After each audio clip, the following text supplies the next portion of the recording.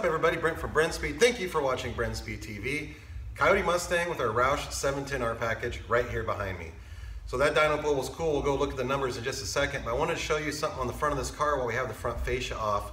You hear me always preaching about cooling. This has pretty much every cooling mod we offer. We have the AFCO dual fan heat exchanger.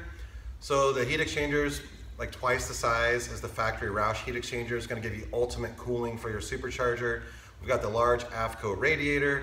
We have a high flow fan in the car, a cooler thermostat, and then a rear cylinder head cooling kit. This is basically like the ultimate package. We actually call it our ultimate cooling package. It's everything you need for your naturally aspirated Mustang if you're trying to make a bunch of power, or again with the supercharger, we have the large heat exchanger. Let's go take a look at the dyno graph. 616 real horsepower SAE 516 torque. I love that, and that torque is across the board.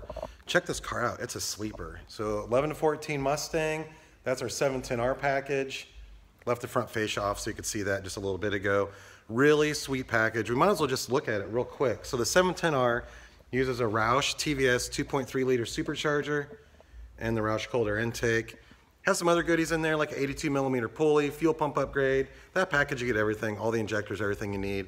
Laying down 600 roll horsepower, that is gonna be awesome. And that car for sure, running through the stock mufflers, is gonna surprise some people on the street. Also has Kooks headers. So I'm Brent from Brenspeed. Thanks for watching Brenspeed TV. If you have any questions, leave a comment. I would love to answer. And please subscribe. That's gonna stay up to date. Thanks.